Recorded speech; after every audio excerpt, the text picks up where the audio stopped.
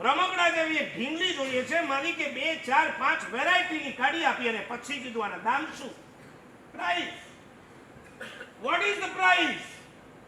માલિકે કીધું 500 રૂપિયા. નાના બાળકે ખિસ્સામાં હાથ નાખ્યો, બહાર કાઢ્યા 50 રૂપિયા. 50. બાળક ઢીલું પડી ગયું. મોલનો માલિક કે ભાઈ એના 500 થાય, 50માં ડોલ ન મળે. અને પાછળ જ એક શ્રીમંત માણસ ઉભો હતો. એને જોયું કે નાનું બાળક ડોલ જોઈએ છે, ઢીંગલી જોઈએ છે, પણ રૂપિયા નથી. શ્રીમંતે એને પૂછ્યું, દોસ્ત ત્યારે આ ડોલ શેના માટે છે? બાળકે કીધું કે મારી નાની બહેનને ગિફ્ટમાં આપીશ. તારી બહેન ક્યાં છે? મારી બહેન ભગવાનના ઘરે છે. એટલે બસ 3 દિવસ પહેલા મારી બહેન ભગવાનના ઘરે ગઈ છે, મારે એને પહોંચાડવી છે. તું કઈ રીતના પહોંચાડીશ?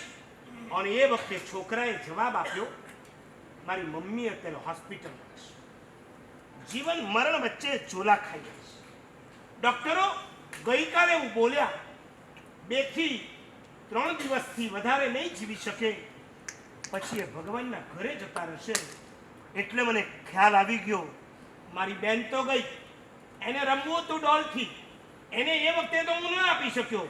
હવે મારી મમ્મી ભગવાનના ઘરે જઈ રહી છે, તો હું મમ્મીને કહીશ, મમ્મી તું જાય છે ને તો આ ભેગી ડોલ પણ લેતી જા, મારી બેનને આપશે. શ્રીમંતની આંખમાં આંસુ, માલિકની આંખમાં આંસુ. આખો સ્ટાફ આ બાળકને ઘેરાયો. બધાને ખ્યાલ આવ્યો, ગઈકાલના પેપરમાં ન્યૂઝ હતા. ટ્રકની અડફેટમાં એક માં અને દીકરી આવી ગયા. દીકરી ઓન ધ સ્પોટ ખતમ થઈ. માં ગંભીર અકસ્માત હોસ્પિટલમાં છે. નક્કી આનો જ આ દીકરો હોવો જોઈએ. શ્રીમંતે પોતાના ખિસ્સામાંથી 450 રૂપિયા કાઢી એના ખિસ્સામાં સેરવી દીધા.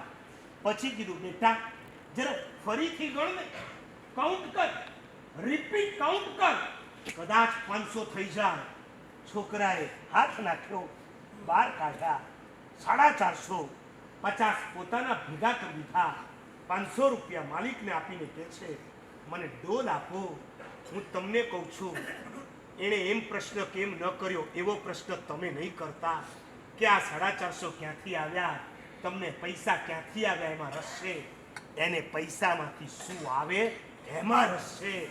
એને કીધું, આપી દો મને મારી ડોલ, લઈને હું જાઉં મારી મમ્મીને આપી દઉં અને કહું મારી બેનને ડોલ આપજે. એક વાત બરાબર યાદ રાખજો, જાત માટે રડો એને વેદના કહેવાય, જગત માટે રડો એને સંવેદના. આપણા સ્વાર્થ માટે તો આ દુનિયામાં આપણે ઘણી વાર રડ્યા છે, ઘણી. કોકરા માટે તો ક્યારેક તો રડો. અહીં બેઠેલા આજે તમને પૂછું છું, જિંદગીમાં તમે છેલ્લે ક્યારે રડ્યા? રત્નસુંદરમાં ઘણી વાર પૂછે ને, છેલ્લો લેટર તમે ક્યારે લખ્યો? કોને લખ્યો એમાં મને રસ નથી. તમે છેલ્લો લેટર, જેમ તમારા લેટરના ઠેકાણા નથી ને એમ તમારા રડવાના ઠેકાણા નથી. છેલ્લે તમે રડ્યા ક્યારે? તમારી આંખમાં આંસુ, વેદનાના કે સંવેદનાના એ હમણાં હું નથી પૂછવા માંગતો. તમારી આંખમાં આંસુ ક્યારે આવ્યા? છેલ્લે ક્યારે રડ્યા તમે? તમે કોને કોને રડાવ્યા? પૂછું તમે રડ્યા નથી, તમે રડાવ્યા.